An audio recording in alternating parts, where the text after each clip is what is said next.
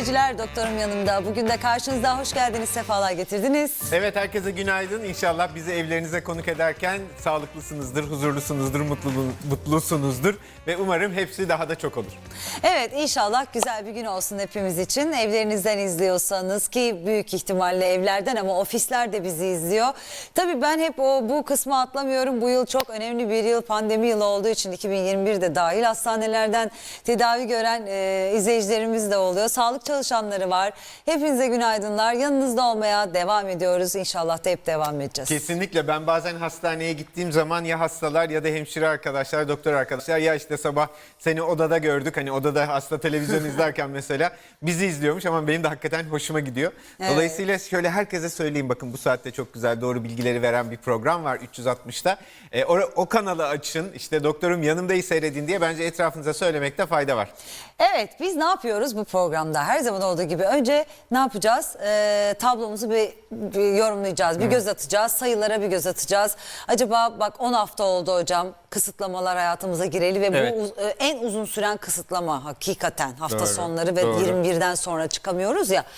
Bu kısıtlamalar devam edecek mi, etmeyecek mi? Sayılar ne durumda, bir bakacağız. Sonra ne konuşuyoruz bugün? Sonra aslına bakarsanız biraz dedikodu yapacağız. Ay evet. O yüzden bugün Ay, böyle bir... hiç sevmem dedikodu hocam, hiç sevmem. Bugün bakın şöyle bir etiketimiz var Instagram için. Hashtag, o hashtag'in şeyi ne bilmiyorum. Hashtag diye geçiyor Hakikaten, galiba, değil mi? değil mi? Hani o Tabii, diyez hashtag. şeyi, sembolü. Bakın şu birazdan olacak zaten ekranınızda da. Aramızda kalsın diye bir hashtag'imiz var. Acaba kimlerin eşi horluyor?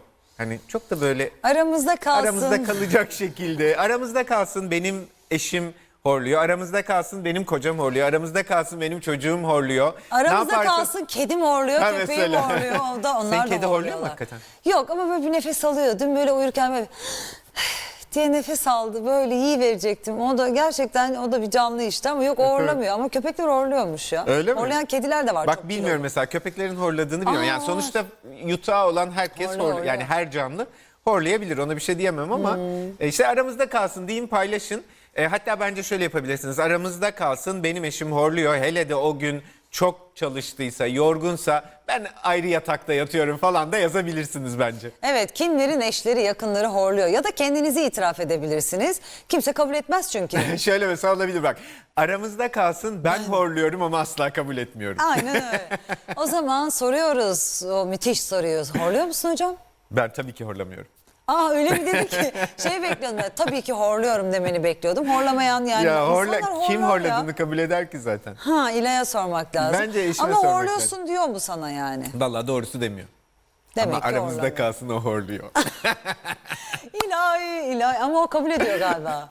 Ediyor, bir şey deme. Yorgunken o da horluyor. Şey de, eşim de bana şey diyor, sen hırlıyorsun. Yani horlama değil, hırlama, böyle bir Hafif bir horlamanın çeşitleri var herhalde. Kedi böyle. kadın. Böyle yavaş, böyle bir, şimdi o da işte taklit ettirecek bana. Ama aramızda kalsın, benim eşim de bazen horluyor çok Öyle yorgun mi? olunca. O kabul ediyor mu? Ediyor da. Ya yorgunken öyle mi aslında falan hepimizde diyor. oluyor tabii canım, Ama şaka bir yana. insan duymuyor bir süre sonra. Ben duymuyorum artık. Tabii kendini hiç Duymuyor. duymuyorsun Yok, zaten. kendimi değil, onu da duymuyorum. Duysam da takmıyorum falan gibi oldu artık o. Ay hocam ya. Hadi Ama başlayalım. Dur ya, babam geldi, bir ay bizde kaldı, diyor ki ay Murat çok horluyor. Baba vallahi duymuyorum ben, dedim. Adam duymuş yan Vallahi. odadan. Hadi yazın. Eyvah bize. eyvah. Bence her şeyi ifşa etmeden bir an önce Aramızda programa kalsın başlayalım. canım. Şurada biz bize konuşuyoruz. Kim duydu şu anda bizi yani? Kimse, aramızda kalsın. Nereye yazacaksınız? Doktorum yanımda TV 360 Instagram adresinde son bir postumuz var böyle. Murat Hoca'nın önüne geçmişim. Şöyle bir poz vermişim. O fotoğrafın altına bekliyoruz yorumları. Program başlıyor. Neden horlarız? Horlama bir hastalık mıdır? Uyku apnesiyle horlama arasındaki farklar nelerdir? Uyku apnesi kimlerde görülür? Tedavi edilmezse hangi sağlık sorunlarına yol açabilir? Kulak burun boğaz uzmanı Profesör Doktor Dilaver Öztuğran, horlama ve uyku apnesi hakkında merak edilen tüm soruları birazdan canlı yayında cevaplıyor.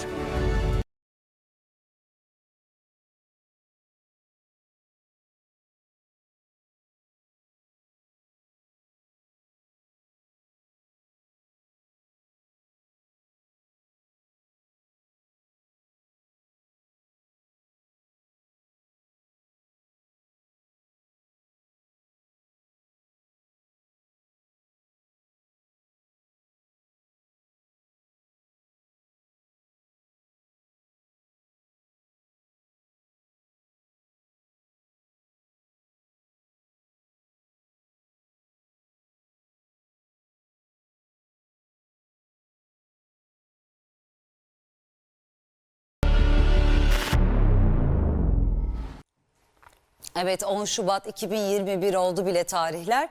9 Şubat'a bir göz atacağız. Bakalım, şu sıralar sayılarda bir artış gözlemleniyor tabii. Ama vefat sayıları biraz azaldı. Bu bizim tesellimiz. Bakalım neler söyleyecek Murat Hoca'ya, hemen dönelim. Evet hocam. Şimdi en azından hani tabloya baktığımız zaman şöyle bir nefes aldığımız bölüm var ki o da 24 saatlik vefat sayısı, sonunda 100'ün altında bir sayı gördük. Bu da hakikaten beni ilk zaten duyduğum anda bir rahatlatmıştı. Tabloya baktığım zaman da evet, sonunda vefat sayısındaki azalma devam ediyor ve 100'ün altına indi. Umarım bundan da sonra da daha düşük sayıları görürüz, hatta sıfırlanırız temennisini uyandırıyor elbette. Şimdi yani vefat sayısı bizi hakikaten rahatlatıyor ama vaka sayısına baktığımız zaman işlerin o kadar da hani çok sakin olmadığını söyleyebilirim. Neden? Çünkü test sayısına bakıyorsunuz 140 bin civarında ama test sayısı düşerken vaka sayısı artıyor. Bunun altında yatan neden acaba yeni mutasyonların Türkiye'de de görülüyor olması mı, ya da işte bir 10 gün önce çok da fazla kısıtlamalara uymamak mı? Bunların hepsini tartışabiliriz. Ama eninde sonunda şöyle net bir gerçeğimiz var. Test sayısı düşerken vaka sayısı artıyor. Vaka sayısının artması sırasında hasta sayısının da artmasını bekleriz. Tabloya baktığımız zaman onun nispeten daha stabil olduğunu, daha durağan olduğunu görüyoruz. Bu da hani rahatlatan noktalardan bir tanesi. Çünkü hep işte 10'a 1 civarında gidiyordu. Şu anda da 11'e 1 gibi bir oran var vaka sayısıyla hasta sayısı arasında. İyileşen hastalara da baktığımız zaman 8.190 kişi olduğunu, 109 kişi olduğunu görüyoruz. Ağır hasta sayısı tabii burada önemli. 1300 civarında, 5000'leri 6000'leri görünce tabii insan hakikaten şu anda 1300'ler, aman en azından bazı şeyleri kontrol altında tutabiliyoruz. Sağlık sistemi üzerine olan yük de çok fazla değil diye düşünüyor. Bir tek şurada ventilatör doluluk oranında çok hafif bir yükselme olduğundan dün bahsetmiştik. %27 idi, %29'a çıktı. %2'lik bir artış var burada. Ama yatak doluluk oranı ve erişkin yoğun bakım doluluk oranının 3 aşağı 5 yukarı değil tabii, orada hani 0,3-0,5 arasında değiştiğini görüyorsunuz. Sürecin başından bu yana 30 milyonun üzerinde test yapmışız ve bunların sonucunda da 2,5 milyonun üzerinde kişi de testi pozitif yakalamışız. Vefat sayısı da 25 bini geçtiğini zaten söylemiştik. 27 bine ramak kaldı gibi görünüyor. 26.998 kişi maalesef Covid-19 nedeniyle kaybedilmiş durumda. 2,5 milyona yakın kişi de iyileşmiş olarak kayıtlarda yerini alıyor. Dolayısıyla bugün tablonun özeti bence vefat sayısı düşüyor ama hasta sayısı değil, fakat vaka sayısı artıyor. Önemli çıkarım bence bu. Hakikaten hep söylediğim o 3. dalganın yükselişinin başlangıcı olabilir diye düşünüyorum bugünler.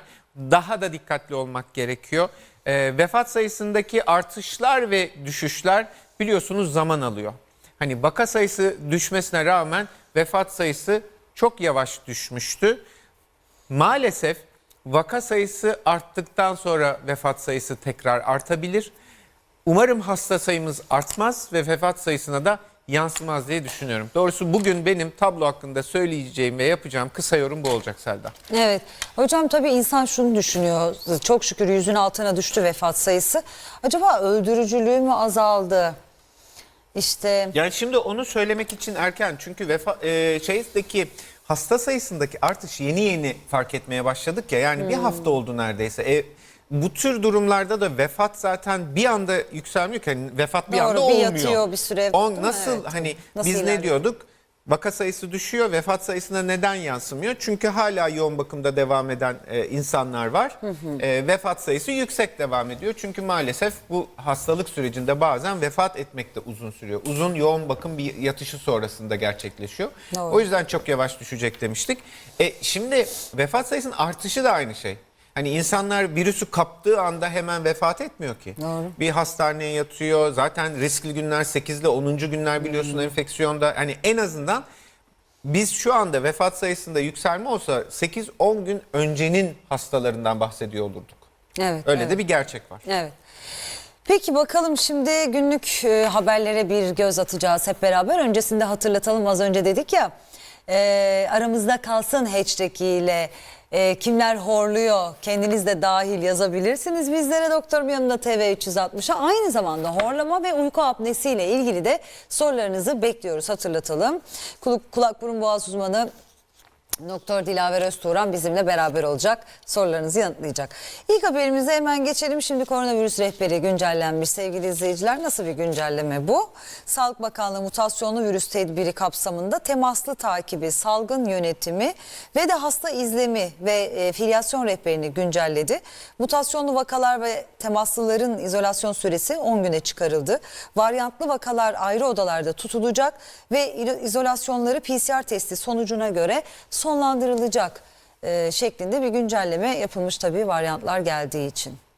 Ne demek bu hocam? Yani şimdi bir kere şunu anlıyoruz ki bu haberden, mutasyon göstermiş olan virüs, yani yeni varyant diyelim, bu İngiltere muhtemelen bahsediyoruz, bu haberde yok ama tahminen İngiltere virüsünden bahsediyoruz, bu varyantından bahsediyoruz. Güney Afrika ve Brezilya var şu anda en fazla konuştuğumuz. Hani bunları ayrı bir virüs gibi düşünmek lazım. Evet, bu da bir koronavirüs, gene Covid-19'a neden oluyor ama biraz daha farklı yaklaşım göstermek gerekiyor. Neden? İzole etmek gerekiyor. Çünkü bu mutant virüslerin bulaşma riski daha yüksek görünüyor. O yüzden sen hakikaten bir kişiyi kontrol altında tutamazsan bir anda 8-10 kişi, arkasından 15-20 gün sonra 50 kişi, arkasından 400 kişi enfeksiyonundan bahsediyor olabiliriz. O yüzden mutasyon göstermiş bu yeni varyantlarda izolasyon biraz daha önem taşıyor bence. Ve bulaşıcılığı da daha fazla olduğu için daha çok kişiye bulaştıracaktır. Eskiden belki bir virüs, yani bir kişi virüsü 3 kişiye bulaştırırken bu yeni mutasyonda 4 kişiye, 5 kişiye, 6 kişiye bulaştırıyor belki. Evet. O yüzden biraz daha dikkatli olmak gerekiyor. Evet, güncellemelere de devam edeceğiz. Peki şimdi ne yapalım? Haberle devam edeyim mi yoksa? İstersen bağlantımızı bir bağlantımız gerçekleştirelim var, mi? evet. Güzel yerlere gidelim. Çok güzel bir haber vereceğiz sizlere. Güzel derken şöyle bir içimiz açılsın ya. Neydi biliyor musunuz haber? Mor renkli bir köy düşünün ya, çok güzel, o köye gitmek istiyorum, işte o köy bizim köyümüz. Koronavirüs hiç uğramamış buraya sevgili izleyiciler. Türkiye'nin lavanta bahçesi mor renkli köy adıyla ünlenen Isparta'nın Kuyucak köyünde Covid-19 salgınının başından bu yana hiç vaka görülmemiş. Köy muhtarı Gürol Yılmaz 261 nüfusu olan köyde geçen sezon yaklaşık 500 bin turist ağırladıklarını, buna rağmen hiç vaka görülmediğini açıkladı. Köyde yerleşik hayat yaşayan hiçbir vatandaşımızda virüs çıkmadı. Biz bunu lavantaya bağlıyoruz demiş. Acaba doğru olabilir mi hocam? Hemen Sayın Muhtarımıza bağlanalım. Gürol Yılmaz karşımızda bizim. Çok da güzel bir hava var. Sayın Muhtarımız günaydın. Günaydın. Günaydın, günaydın hocam. Nasılsınız? Teşekkürler. Siz nasılsınız? Hoş geldiniz yayınımıza. Şimdi sizin tebrik ederiz bir kere. Öncelikle hiç vaka görülmemiş köyünüzde. Evet. Lavantaya bağlamışsınız bunu. Tabii yanımızda doktorumuza soracağız ama bir de size soralım. Gerçekten neden görülmedi sizce hiç köyünüzde? Turist ağırlamanıza rağmen. Ya şimdi biz şöyle, lavantadan önce maske, mesafe, temizliğe mutlak riayet ediyoruz. Öncelikle bunu ediyoruz. Yani önlemlerimizi alıyoruz. Ama lavantada bunda bir etken olduğunu düşünüyoruz. Yani bizim bu şu anda bulunduğumuz bizim köyden ve ileride 2 köy daha var. Bu bantta 3 köy var. Bu 3 köyde de lavantaya bağlı olarak bir tane koronavirüs çıkmadı şu ana kadar. Peki diğer çok yaygın mıdır bu bölgede böyle lavanta üreticiliği? Şu anda 5000 dekar falan hocam. Oh, maşallah. Yani muhteşem görünüyor tabii hakikaten. Evet, evet. Gelen Tabii, peki tabii. size hakikaten çok turist geliyordur şimdi oralara. Nasıl Şimdi siz orada işte hani maskeyi kontrol etme vesaire çok kolay olmamıştır. Nasıl becerdiniz bu korumayı? Şimdi şöyle, zaten valiliğimiz, başta Isparta valiliğimiz, ilçe kaymakamlığımız bu konuda çok hassas. Turizm zamanında jandarma birebir yani 24 saat üzerinde görev yapıyor burada. Takmayanları uyarıyoruz. Mesela maskesi olmayanlara maskeyi biz kendimiz tedarik edip kendimiz veriyoruz. Yani maskesiz insan dolaştırmıyoruz. Çok güzel, çok güzel. Evet, tedbirleri de sık almışsınız ama peki lavanta sayesinde virüsün yok olduğunu ya da gelmediğini mi düşünüyorsunuz? Vallahi biz buna bağlıyoruz. Yani bilimsel bir şey yok elimizde ama biz buna bağlıyoruz. Evet, lavanta bizim bildiğimiz kadarıyla hocamız da söyledi, arıları çok kaçırıyormuş. Çeker tam aksine. Ha, çekiyor da hani arı meşgul oluyor, Evet. insanları rahatsız etmiyor, arıları topluyor. Lavantaları Siz ekiyor musunuz Sayın Muhtarım? Çoğaltıyor musunuz? Yoksa zaten sizin köyünüzün bir özelliği mi bu?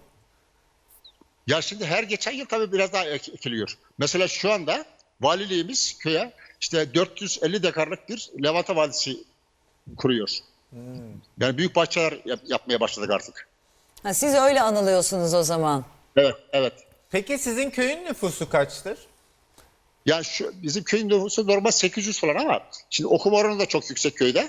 Okuma oranı çok yüksek. Dışarıda ama şu anda 261 kişi yaşıyor. Ama şimdi Mayıs'tan itibaren, Mayıs'ta zaten güller, bizde gül de var. Isparta gülü de var. Tabii İşte meşhur. o zaman Tabii.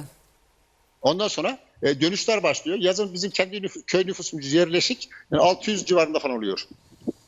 Peki Maşallah. lavantacılık kaç yıldır yapılıyor sizin köyde? 1978 yılından beri hocam. Bayağıdır var.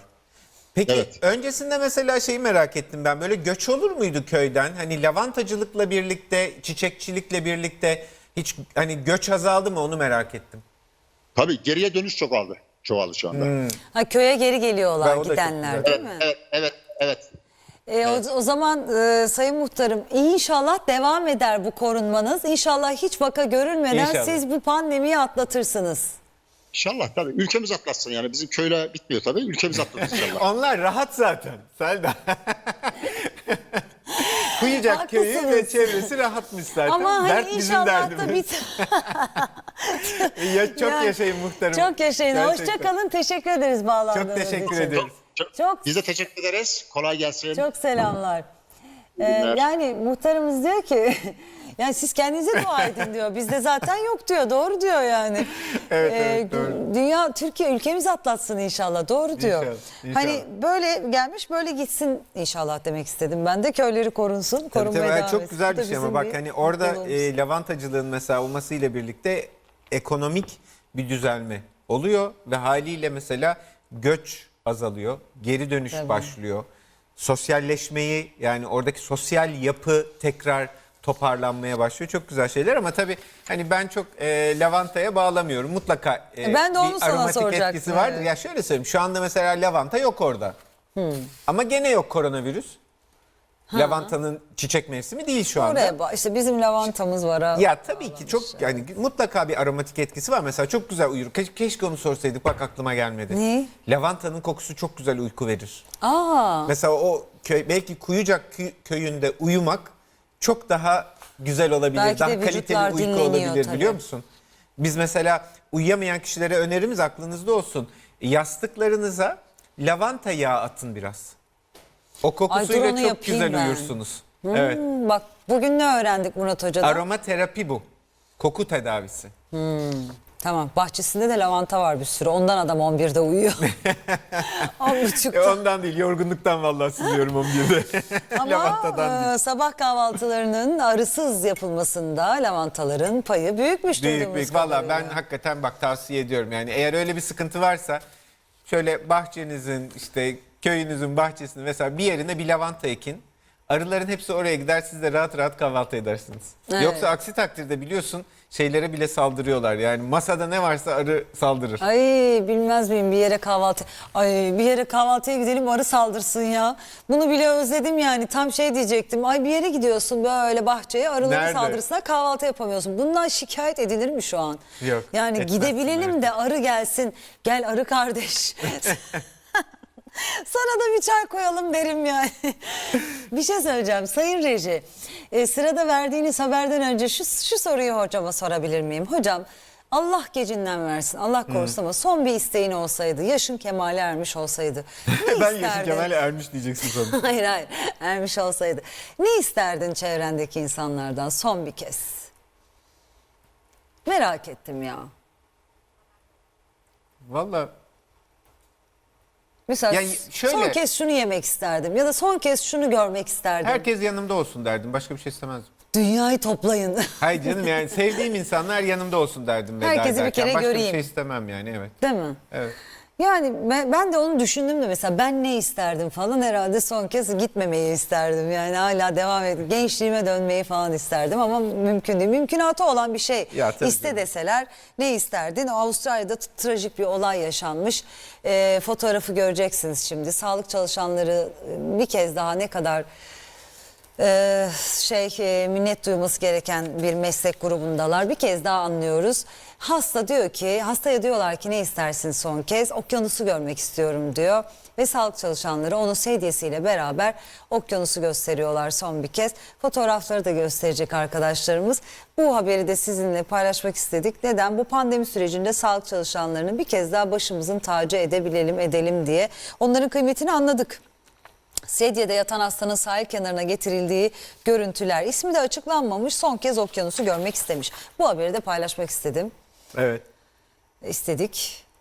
Yani enteresan ama Avustralya'da bu tür şeyler çok önemlidir biliyor musun?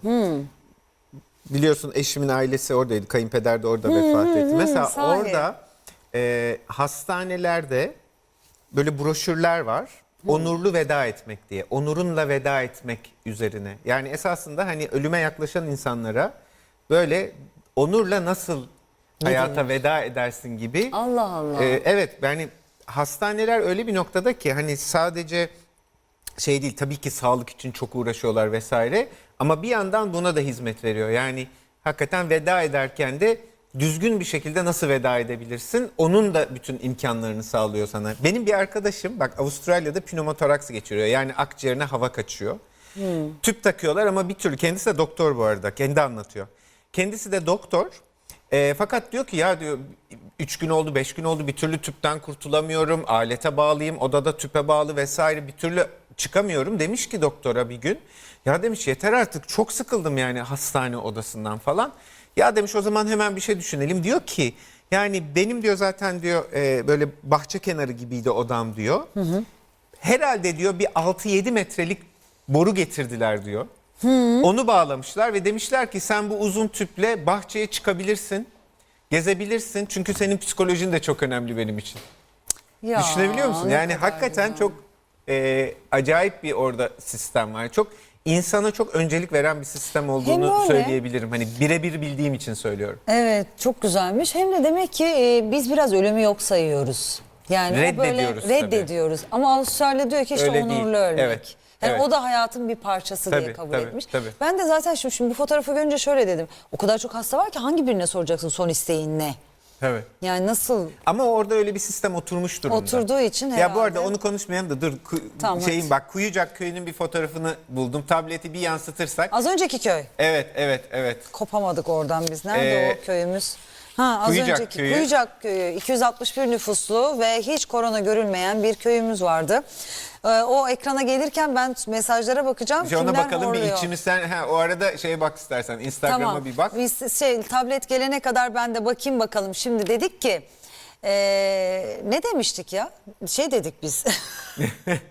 Alzheimer başlıyor. Aramızda kalsın. Aramızda kalsın. Bir taraftan tabii reji dinleyince. Aramızda kalsın hashtag ile kimlerin horladığını bize yazın demiştik. Şimdi hemen bakıyorum bakalım kimler neler yazmışlar. Kıbrıs Girne günaydın. Günaydınlar da geliyor. Aramızda kalsın. Eşim hakkını vererek horluyor vallahi. Ben de çok yorgun Hakkını olduğumda vererek horluyor, horlarım. güzelmiş. Kendi horlamama kendim bile uyanırım diyor. Kim diyor bunu hocam? Sence? Şebnem Hanım diyor. Şebnem Hanım teşekkürler. Burdur'dan sevgiler, günaydın Gülçin Hanım. Sizi sürekli izliyorum. Bugün de yorum yapmak istedim. Gerçekten faydalı bir program. Her gün beğenerek izliyorum. Çok teşekkürler Didem Hanım. Hashtag'inizi bekliyoruz ama aramızda kalsını paylaşacaktınız. Güzel insanlar Kavacık'tan günaydın. Her sabah izliyor yine bir izleyicimiz. Çok güzel bilgiler veriyorsunuz. Benim oğlum 14 yaşında, geceleri çok zor yatıyor. Aşırı inlemeli sesler çıkarıyor. Soruların cevaplarını az sonra sizlere vereceğiz. Serpil Hanım size de günaydın. Aramızda kalsın, ben yorgun olunca horluyorum diyor Kadriye Hanım.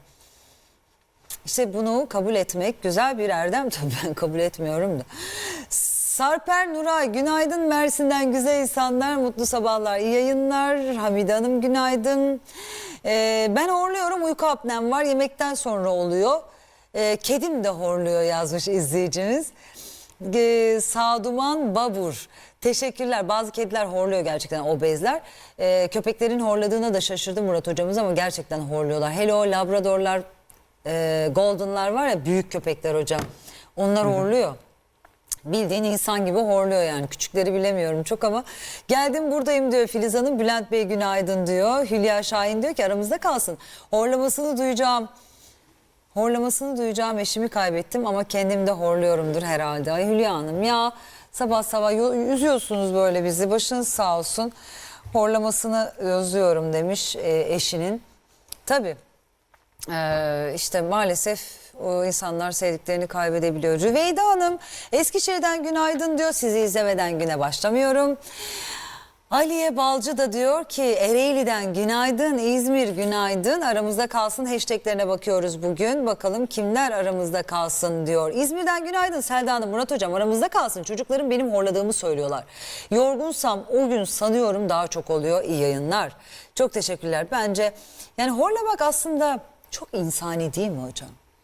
Tabii canım, yani sonuçta hepimiz söyleyebiliriz. Hatta yorgun olduğumuz zaman, biraz sonra Dilaver Hoca ile de konuşacağız. Herkes aslında horlayabilir. Yani horlamak hastalık mı? Onu da yani. Ya aslında bak, Ne zaman burada hikaye ne biliyor musun bence? Şimdi uyku apneyi de çok konuşuyoruz ya.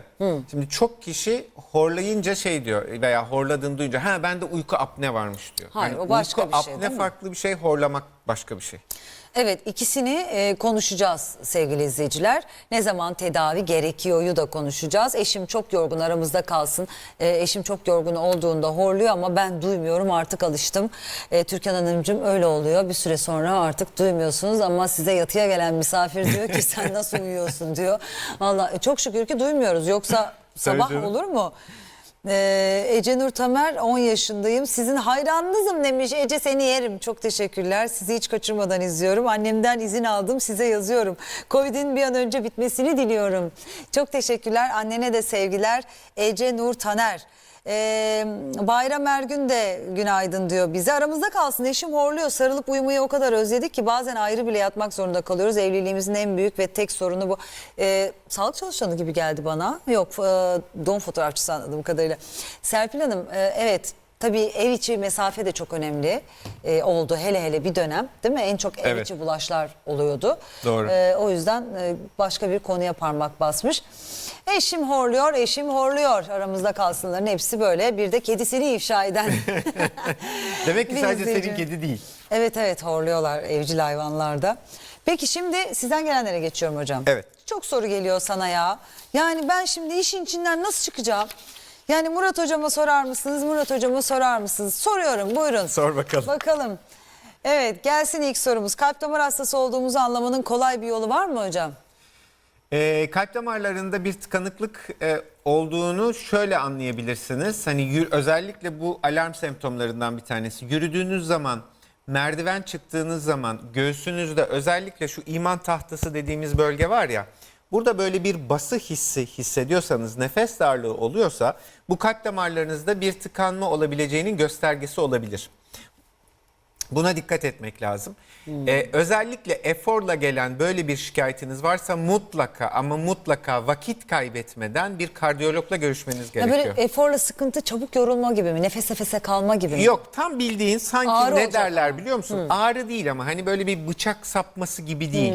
Hastalar bunu şöyle tanımlıyor. Sanki burama geldi, biri oturuyor bastırıyor. Sanki fil oturdu şurama diyor. Yani o da nasıl Öküz bir diyor aslında tanımlamaysa. da. Geldi öküz oturdu. Benimkiler fil diyor. Ben Özür dilerim yani.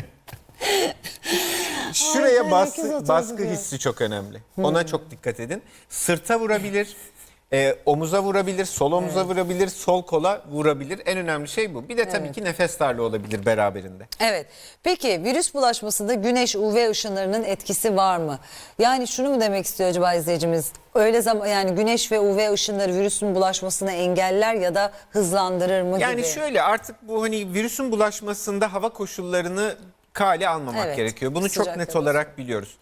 Dünyamız koca bir küre ve bu kürenin bir kısmı yazı yaşarken bir kısmı kışı yaşıyor. Ve tam tersi de oluyor elbette. Şunu görüyoruz ki şu anda koronavirüs bütün ülkelerde etkin, bütün ülkelerde bulaşıyor, bütün ülkelerde sıcak hastalık ülkede, en yaratıyor soğuk ve ülkede. tüm ülkelerde de aynen söylediğin gibi ister sıcak olsun ister soğuk olsun. Norveç'te de insanın ölümüne yol açıyor, Güney Afrika'da da ölüme yol açıyor. Avustralya'da da yol açıyor, Washington'da da yol açıyor. Dolayısıyla burada hani Evet, bir miktar mutlaka koşulların etkisi var. Hani nemli ortamda daha kolay yayılıyor, bulaşması artıyor vesaire, bunları biliyoruz. Hani açık ortamda daha zor bulaştığı için yazın biraz daha bulaşma riski düşüyor tabii, ama direkt olarak hani çok mevsimlere atfetmemek gerekiyor bazı şeyleri burada. Artık bu pandemi sürecinden çıkışın yolu belli. Etkin aşılama ve tedbirlere uyulması. Evet, bir soru daha soralım mı, varsa vaktimiz? Soralım. Soralım. Demir ve C vitamini eksikliğim var. Ayrı ayrı almak yerine multivitamin kullanmam vücuduma zarar verir mi? Yani multivitamin kullanmanızın bir zararı yok. Alabilirsiniz. Bir tek şunu söylemek lazım. Eksiklik düzeyi hangi düzeydedir? Yani mesela demir eksikliğiniz tedavi edilmesi gereken bir düzeydeyse, yani demir eksikliği anemisine yol açıyorsa, işte tırnaklarda bozulma varsa, saçlarda dökülme varsa, yorgunluk oluyorsa, nefes darlığı oluyorsa, çarpıntı oluyorsa, hani bunlar artık demir eksikliğinizin ciddi boyutta olduğunu gösterir. Laboratuvara baktığınız zaman ferritin dediğimiz depolar artık boşalmışsa, transferin yükselmişse, yani hani bütün o laboratuvar verileri de artık demir eksikliğinizin ciddi olduğunu gösteriyorsa, burada kullanacağınız multivitaminlerin size pek bir faydası olmaz.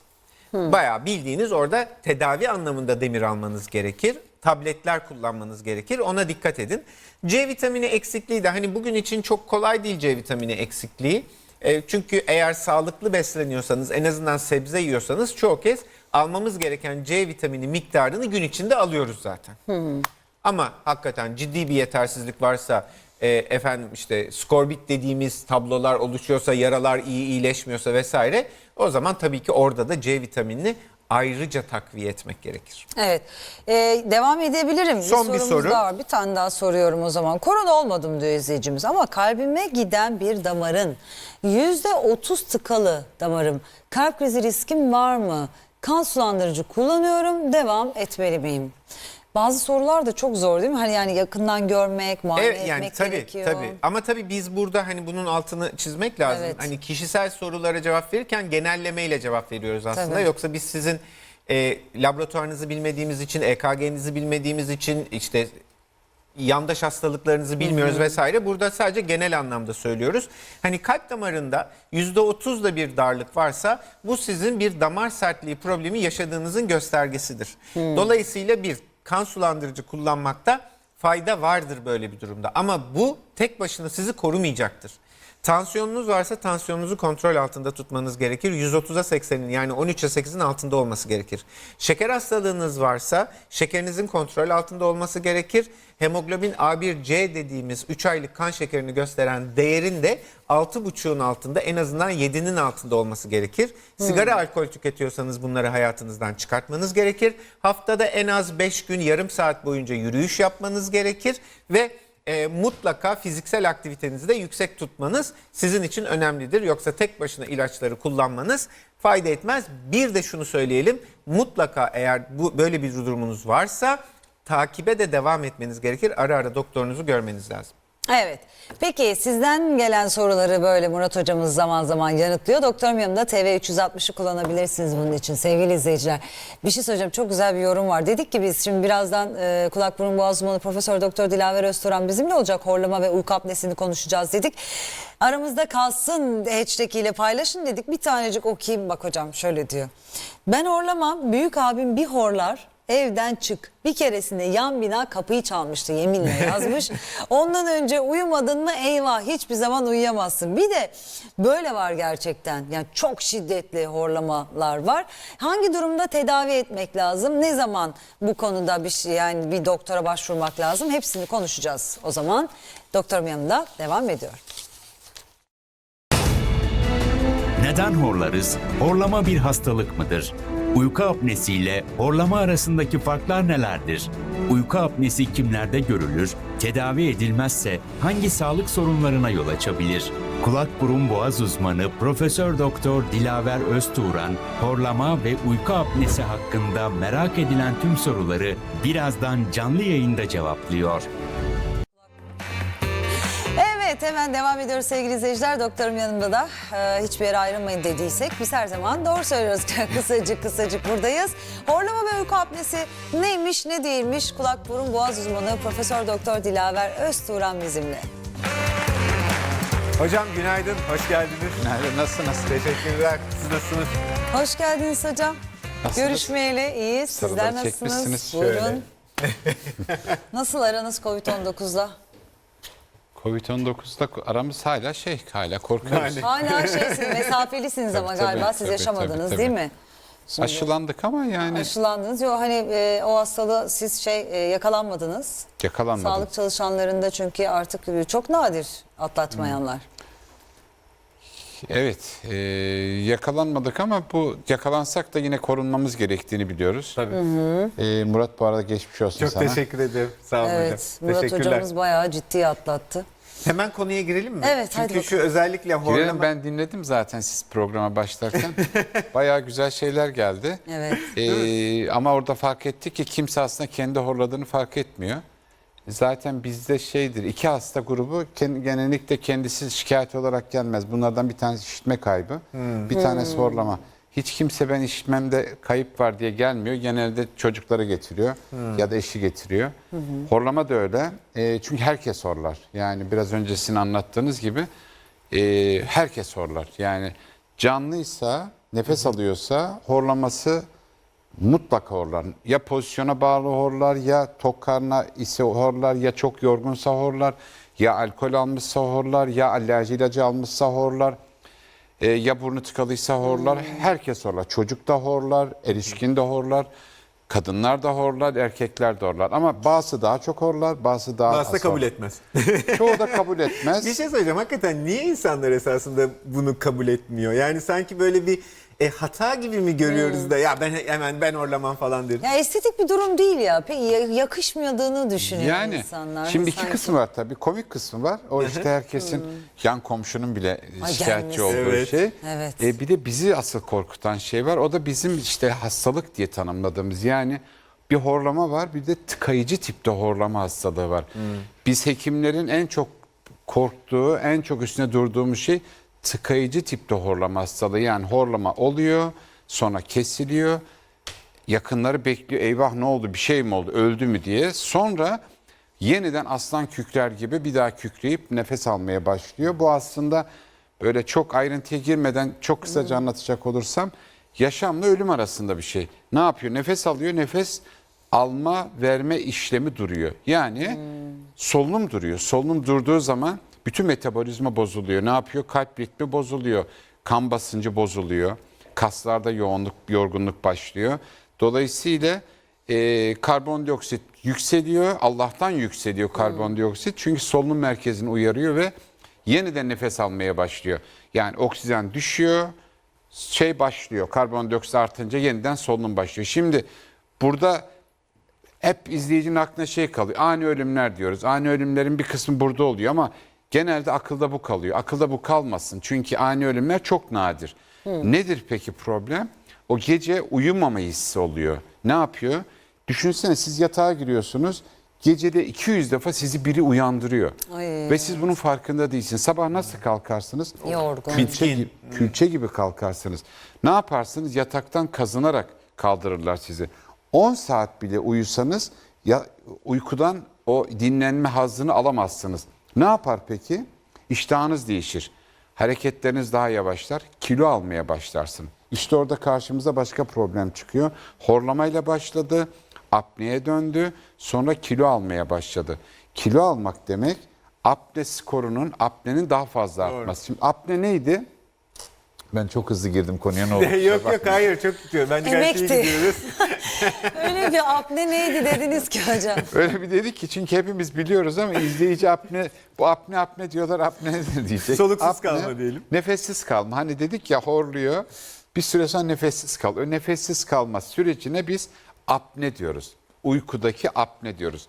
Peki çocuklarda oluyor mu? Çocuklarda da oluyor. Anneler bunu çok güzel anlatıyor bize. Diyor ki hocam, diyor, oğlum ya da kızım ağzı açık uyuyor. Sonra horlamaya başlıyor. Zaman zaman da nefesi kesiliyor diyor. Ve çok korkuyoruz diyor. Şimdi horlama nispeten kabul edilebilir bir şey ama nefessiz kalma, yani apne ortaya çıktığı zaman korkuyor. Etraf da korkuyor. Kişinin yaşamı da tehdit ediyor.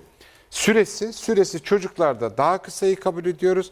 Erişkinde 10 saniye kadarını apne olarak kabul ediyoruz. Ama bazı insanlarda bu çok daha fazla oluyor. 20 saniye, 30 saniye, dakika boyunca şey yapan nefessiz kalanlar var. Şimdi apne hastaları da inanmıyor aslında kendilerinin apne olduğuna ve biz genelde uyku testi yapıyoruz hastalar. Uyku testindeki bence en önemli şeylerden biri video kaydı. Yani hasta geliyor, genelde eşler getiriyor. Evet. Eş getiriyor, işte uyku testini ben gitmem diyor. Ben başka yerde yatmam diyor. Çünkü bir başka yerde uyuyor. O uyurken kayıtlar alınıyor. Ne kaydı alınıyor? Bir defa video kaydı alınıyor. Gerçekten nasıl, hareketsiz mi, hareket çok mu, nefesi kesiliyor mu? Bütün kaydı alınıyor ve sabah hastaya izletiliyor. Artık hasta diyoruz farkındaysanız, horlayan değil, tıkayıcı tipte horlama hastası olana hasta demeye başladık. Ne yapıyoruz? Videoyu izletiyoruz. Video izlediğinde eyvah diyor. Bu ben miyim diyor. Dehşete düşüyor. Çünkü yatakta yatmayan, sürekli dönen, horlayan, nefesi kesilen, sıçrayarak uyanan birini gördüğü zaman kişi o zaman kendisinin apne hastası olduğuna ve tedaviye muhtaç olduğuna inanıyor. Hocam şimdi biz horlamadan başladık, uyku apnesinden çıktık. O uyku apnesi gerçekten çok ciddi bir hastalık. Ciddi bir hastalık. Ani nefes durması ve yeniden hayata dönmüşçesine, değil mi, kükreyerek Aynen geri öyle. dönmesi gibi. Uyku laboratuvarlarında siz bunu değerlendiriyorsunuz. Peki hangi hastalıklara yol açar? Ani ölümler çok nadir görülüyor dediniz ama uyku apnesiyle bir kişi ne kadar hayatını sürdürebilir? Tedavi edilmezse ne olur? Yani yavaş yavaş öldürüyor aslında. Ne yapıyor? Sizi tansiyon hastası yapıyor. Kalp ritminizi bozuyor. Konsantrasyonu bozuyor. Cinsel hayatı olumsuz etkiliyor. Kilo almaya yol açıyor. Obeziteye yol açıyor. Evet. Ve bu hastaların kilo vermesi, alması çok gariptir. Hocam diyor, kilo alıyorum diyor. Sonra diyor diyet yapıyorum. 1 ay, 2 ay diyet yapıyorum. 10 kilo veriyorum. 5 günde yeniden alıyorum. Çünkü Evet. bu hastalar böyledir. Çok kolay kilo alırlar. Kolay kolay kilo veremezler. Hocam madde madde gidelim mi? Uyku apnesi tedavi edilmezse ekrandan da hep birlikte görelim ne hangi hastalıklara yol açar? Birincisi kalp ritim bozukluklarına sebep olur dedi Dilaver hocamız. Kalp ritim bozukluğu da öyle birdenbire oluveren bir şey değil o zaman. Yavaş yavaş ortaya. Evet. Yani bu hastalarda genelde bradikardi ortaya çıkıyor. Yani daha düşük nabızla yaşamaya başlıyorlar.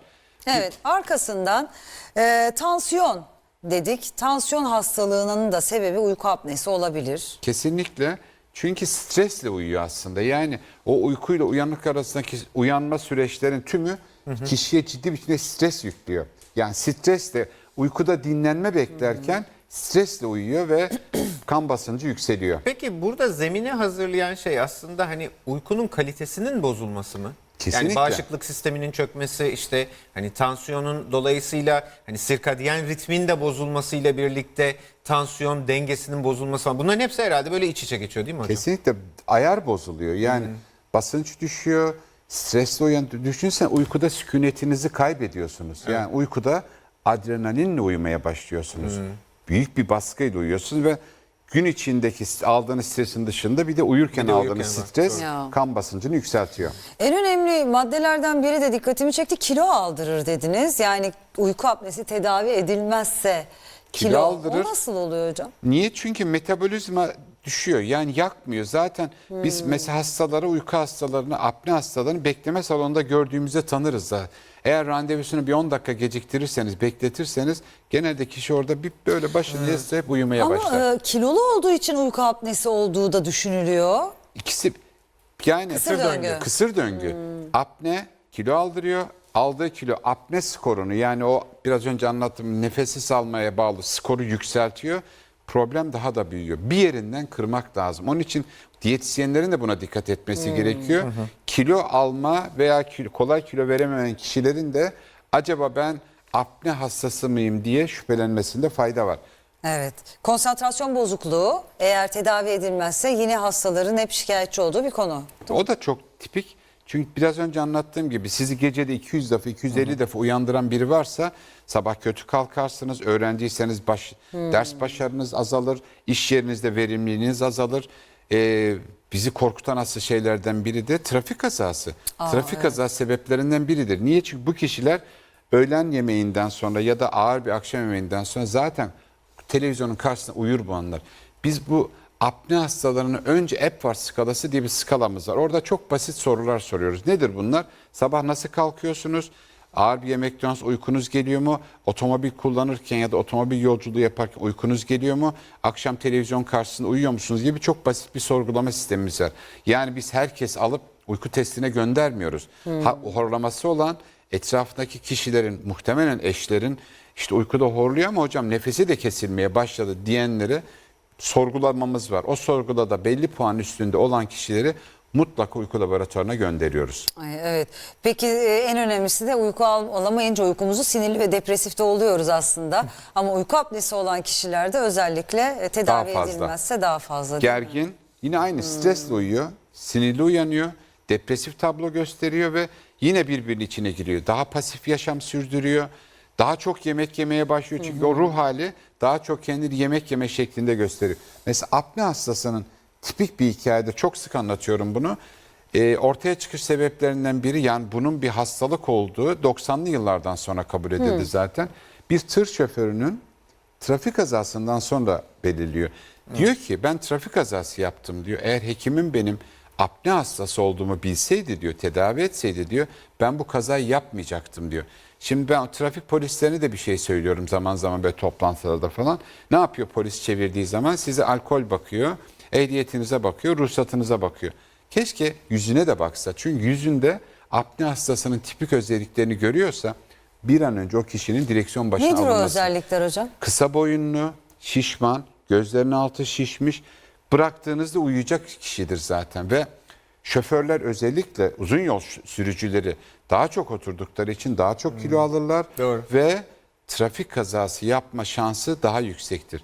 Yani benim elimde olsa böyle bir yetki, ehliyet alan özellikle uzun yol sürücülerine uyku testi yaptırırım. Eğer apne skoru varsa Ya da iş başvurularında. yaparım. Niye? Çünkü gerçekten önemli. Yani herkes horlama ve apne deyince benim kocam da horluyor, benim oğlum da horluyor gibi komik yaklaşıyoruz. Ama bu kişiyi tehdit ediyor, etrafını tehdit ediyor. Eğer sürücü ise taşıdığı yolcuları tehdit ediyor. Dolayısıyla bu ciddiye alınması gereken, mutlaka tedavi edilmesi gereken bir hastalık. Evet. Çok sorumuz varmış hocam. Onları biraz yanıtlayalım mı? Doktor Miyom'da TV 360 Instagram adresine sorularınızı gönderebilirsiniz sevgili izleyiciler. Şöyle diyor izleyicimiz. Benim oğlum 14 yaşında, geceleri çok zor yatıyor. Aşırı inlemeli sesler çıkarıyor. Bu neden olur?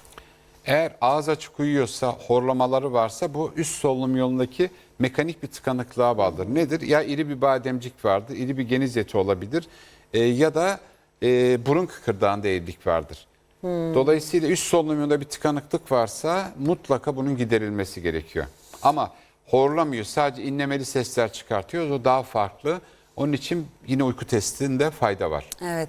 Burundaki deviyasyon uyku apnesi sebep olur mu? Şimdi deviyasyon dediğimiz şey, niye horluyoruz biliyor musunuz? Ağzımızı açtığımız için horluyoruz. Şimdi ayakta durduğum zaman ağzımı kapattıysam dilimi tutuyorum. Ama ağzımı açarsam, özellikle yatmışsam, bakın kapatın. Şimdi kapattığınızda dil duruyor. Açın ağzınızı. Geriye doğru. Dili tutan faktör ortadan kalkıyor. Şimdi burnunuz kapalıysa bu deviyasyondan olabilir, burun etinden olabilir, polipten olabilir, basit bir alerjiden olabilir, nezleden olabilir. Ne yapıyor? Ağız açık uyumaya, ağız açık uyunca dil arkaya kaçıyor. Dil, bademcik, küçük dil, damak arasından hava geçerken ses yapıyor. Şimdi bu bir süre sonra, yani kendi boğazınız, kendi diliniz sizin solunum yolunuzu tıkıyor. Ne yapmanız gerekiyor? Ya pozisyon değiştirmeniz gerekiyor. İşte nedir bunu da? Sırt üstü yatanlarda daha çok görüyoruz. Niye? Çünkü dil tam arkaya gidiyor. Yan yatarak kesilebilir. Burnu açarak düzeltilebilir. Spor yaparak düzeltilebilir. Bir anda tedaviye geçtim. Duraksız gidiyorum ben. Olsun Tamam, iyi hocam, oldu siz hocam öyle ya, gayet çok iyi güzel oldu. anlatıyorsunuz. Sebepleri bulmamız lazım. Yani eskiden ne yapardık? Hemen saldırırdık. Damağa saldırırdık, bademciye saldırırdık. Bütün orayı açmaya çalışırdık. Şimdi öyle değil. Yaşam biçimini değiştirmeye özen gösteriyoruz. Yani horlama bir yaşam biçimidir. Dediğim gibi tok karnı uyuyorsanız, spor yapmıyorsanız, alkol alıp uyuyorsanız, alerji ilacı alıp uyuyorsanız, uyku ilacı alıp uyuyorsanız ya da aşırı yorgunken uyumaya başlıyorsanız horlarsınız. Bu devam ederse, bu kötü yaşam biçimi devam ederse bir süre sonra apne hastası olursunuz. Apne hastası olursanız olay daha hızlı ilerler, daha kötüye gider. Tansiyona, ritim bozukluklarına gider. Gider, Evet. kilo alırsınız. Ama yani, bir dakika, şimdi ben oradan şunu çıkarıyorum hocam. Yani söylediğiniz önemli bir şey var. Hani horluyorsanız ve bunun için önlem almıyorsanız uyku apneye gidebiliyor, öyle Gidersin. mi? Yani bence en önemli mesaj Evet. bu. Şu anda biz uyku apnenin ve horlamanın farklı iki şey olduğunu söyledik ama horlamanın Sınır- bir ön basamak olduğunu Kesinlikle. hatırlatmak lazım o zaman. Sınır çok çok böyle yumuşak bir geçiş var yani ve horlama hastası hastalığı progresif bir hastalık, ilerleyici bir hastalıktır. Yani apne skorumu yaptırdım, 15 çıktı. Ben işte idare ederim. Hayır, sizin apne skorunuz 15 ise onu da anlatayım. 10'a kadar normal kabul ediyoruz. 20'den sonrasını, ondan sonra hastalık kabul ediyoruz ama 20, 30, 40, 50 apne, hipopne dediğimiz nefessiz kesilme ya da düşük nefes alma şeklinde bir skala oluşturur. O apne skoru nedir peki hocam? Kısaca bir O- ondan da bahsedelim. Şimdi izleyenler Tabii, çok Uyku şey yapmayabilirler. laboratuvarlarındaki Uyku değerlendirmede laboratuvarındaki bazı değerler şey toplanıyor, bir araya getiriliyor, ortaya bir standart değer çıkartılıyor. Deniyor ki apne skoru bu, apne hipopne endeksi bu. Bir endeks çıkartıyor ve biz kulak burun boğaz uzmanları ya da nörologlar ya da akciğer uzmanları, apne ile uğraşan, uykuyla uğraşan uzmanlar, çünkü farklı branşlar da uğraşıyor bununla. Ne yapıyor? O skora göre tedavi belirliyoruz. Basitse, düşükse yaşam biçimini değiştir diyoruz. Ne yap? Akşam yemeğini erkene çek diyoruz. Saat 6'da yemeğini 12'de uyuyacaksan. Alkol almamaya çalış diyoruz. Uyku ilacı almamaya çalış. Alerji ilaçlarını biz akşam önermiyoruz, gece önermiyoruz. Niye? Yeni kuşak alerji ilaçları sedasyon yani uyku hali vermese bile yine de kasları gevşetiyor. Sizin oradaki kasların, damağınızdaki kasların elastikiyetini koruması gerekiyor. Peki ne zaman elastikiyetini kaybediyor? Yorgunken kaybediyor. Tok karnı uyuduğunuzda kaybediyor. Alkol, uyku ilacı kaybettiriyor. Alerji ilaçları kaybettiriyor. Kilo da kaybettiriyor. Niye? Çünkü kasın içine yağlanma başlıyor. Şimdi bir gergin kas düşünün. Evet. Bir de kasın içinde ödemli, yağlanmış bir doku düşünün. Dolayısıyla yağlı doku orayı da bozuyor. Şimdi hastalara diyoruz kilo ver diyoruz, horlaman geçecek. Hocam diyor benim göbeğimle uykunun ne ilgisi var diyor. Çok ilgisi var. Çünkü buradaki yağlanmanın aynısı boğazınızda da var. Bazı insanlarda atipik yağlanma oluyor. Göbeğim yok hocam benim diyor ama böyle bir yağlı boynu var. Dolayısıyla boyundaki yağlanma, boyun cidarının, çeperinin uzunluğu sizin horlayıp horlamayacağınızı belirliyor. Tek seviyede belirlemek mümkün değil. Yani benim deviyasyonum var, ameliyat oldum, horlamam geçecek. Böyle bir şey yok. Niye? Çünkü biz hala nasıl Covid ile ilgili bir sürü bilinmeyen var. Evet. Aslında horlama ile ilgili de öyle. Benim bir sürü hastam var, deviyasyonu var, horluyor musunuz diyorum, horlamıyorum diyor. Bazı hastada geliyor incecik, kısa boyunlu değil, deviyasyonu yok ama çok horluyorum diyor. Çünkü horlamanın da iki tipi var. Santral tip var bir de. Yani sadece beyinle ilgili olan kısmı da var. Bundan çok bahsetmiyoruz çünkü bu çok nadir. Yani çok 100 hastanın belki de bir tanesine santral apne görebiliyoruz. Onlarda yine tedavi seçeneğimiz var. Yine tedavi seçeneğinde de uygun tipte pompa yani SİBAP ve BİBAP dediğimiz şey pompa yani. O bizim o dar yer var ya anlattık ya biraz önce dil, damak, geniz hepsi kapattığı yere pozitif basınçla baskıyla hava göndererek kişinin akciğerine hava gönderiyoruz. Bu işin altın anahtarı yani mutlaka işe yarıyor ama kolay kabul edilmiyor. Niye? Çünkü hocam ben eşimin yanında ya da seyahatlerde bir koca makineyle uyuyamam diyor. Yaşam biçimi dediğimiz gibi öncelikle yaşam biçimi değiştirmesi gerekiyor. Hocam diyor bir aydır uğraşıyorum geçmedi. Çünkü sizin bu probleminiz bir ayda ortaya çıkmadı. Bir ayda da düzelmeyecek. Sizin bu probleminiz yıllar içinde ortaya çıktı. Onun için yıllar içinde de yaşam biçiminizi düzeltmeniz gerekiyor. Sporcu gibi yaşaması gerekiyor yani. Erken uyuyacak, uyurken midesi boş olacak, mutlaka boş olacak. İlaçla uyumamaya çalışacak, spor yapacak. Ve yaşamını düzelttiği zaman bunun karşılığını, ödülünü alacak zaten. Evet. Bununla düzelmezse işte o zaman basit şeyler yapıyoruz. Yani ne yapıyoruz? Deviyasyonu varsa onu düzeltmeye çalışıyoruz. İri bademcik varsa çocukta ya da erişkinde onu almaya ya da küçültmeye çalışıyoruz. Hangi seviyede problem varsa o seviyeyi düzeltmeye çalışıyoruz. Evet. Tedavi seçeneklerini de böylece sıralamış olduk. Sorularla devam edelim mi? Ne kaldı şimdi? İşte Hocam daha sorularımız var. Instagram'dan bayağı soru varmış size. Onları alalım şimdi. Evet. Buyurun bakalım. Hashimoto hastasıyım.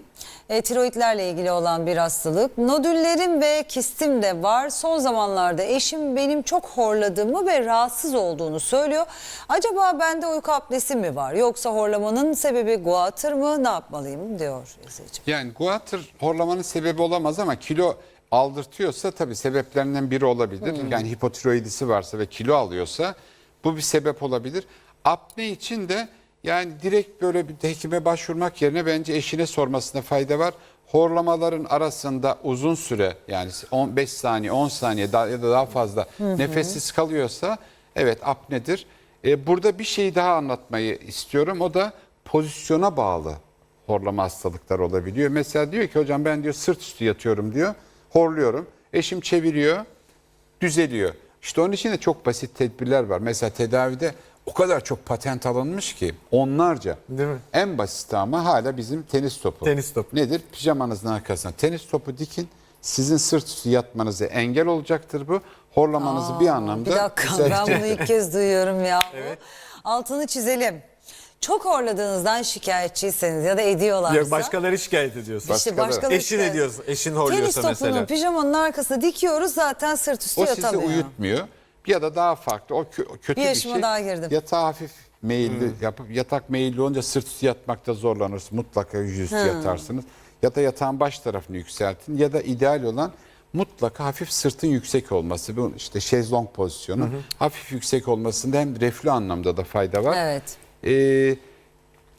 Bizim yani geçen bir doktor arkadaşla konuştuk. Bütün insanlara sadece Türk toplumu değil uykuya yeteri kadar değer vermiyoruz. Yani iyi bir yatak olmasına özen Tabii, iyi bir göstermiyoruz. yastık. İyi bir yastık olmasına özen göstermiyoruz.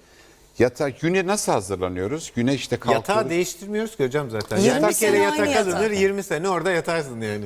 Şimdi eski yataklar için bu geçerli. Niye? Evet. Çünkü o her sene çıkartılır, içindeki yünler Doğru, havalandırılır. Yeniden Eskiden öyleydi. tabii. O sağlıklı bir şey. Çünkü o sizin vücudunuzun formunu da alıyor. Ama şimdi o yaylı yataklar her ne kadar dese de işte ortopedik şu bu dense de şey değil. Vücudunuzun şeklini almıyor. Dolayısıyla yatak seçiminiz çok önemli. Yastık seçiminiz çok önemli. Uykuya iyi hazırlık çok önemli. Nedir uykuya hazırlık? Midenizin boş olmasına ve yorgun olmadan uyumaya özen gösterin. İyi uyursanız iyi kalkarsınız. İyi kalkarsanız bütün gününüz daha şey geçer ve akşam gece uykunuz yeniden bir döngü yani. Her şeyin ayarı, her şeyin organizasyonu gerekiyor. O zaman mesela yatmadan önce spor bazıları yapar çünkü çok tavsiye Önermiyoruz. ettiğiniz bir şey değil. Uyku kaçırıyor ya yatmadan Yap- önce. Hem Mesela- uykuyu kaçırır bir de bazı aynı zamanda insanlar. o zaman uyku apneyi ve horlamayı da arttırabilir. Kesinlikle artır. Onun için sporu daha erken yapmakta fayda var. Ya da yaptıysa ya da uzun bir yürüyüş yaptıysa eve geldikten sonra mutlaka dinlenmesinde fayda var. Evet yanında. Akşam uyumadığımı anladılar da ona gülüyorlar. Şunu da altını ben çizeyim bir vatandaş olarak her zaman diyorum zaten sağlıkçıların yanında izleyicilerimin sözcüsüyüm. Şöyle oluyor uyku apnesiyle ilgili bir sıkıntısı ya da bir şüphesi olan kişi şunu diyebilir yani Allah aşkına gece geç uyu da beni birazcık bir takip et. Çünkü kimse kendisinin uyku apnesi olduğunu bilemiyor değil mi hocam? Tabii o da yöntemlerden Nefes duruyor biri. mu durmuyor mu? Şimdi Bence en güzeli eşler bir video çeksinler. Kulak burun uzmanına öyle tabii gitsinler tabii yani. cep En güzel en telefonları- kolayı o cep bence. telefonları En zaten pratiği. o kadar kolaylaştırdı ki ses kaydı da yapıyor, görüntü kaydı da yapıyor. İnandıramıyorsanız eşinizin horladığına ya da nefesinin kesildiğine böyle bir kayıtta Çok faydalı Çok olur. faydalı. Hocam çok Evet. teşekkür Ben ediyoruz. teşekkür Ayaklarınıza ederim. sağlık. Çok Sağ olun. Bizle kalın teşekkürler lütfen. katıldığınız için. Bitti Bizle hocam, kalın. sağ Gitmeyin olun. beraber kapatalım programı. Ayağınıza sağlık. Evet sevgili izleyiciler, kulak burun boğaz uzmanı Profesör Doktor Dilaver Özturan bizimleydi. Horlama ve uyku apnesini konuştuk. Bugün de bitirdik hocam. Bizler ne yapıyoruz? Yarın tekrar görüşelim. 9.30'da bizi bekleyin. Hoşçakalın.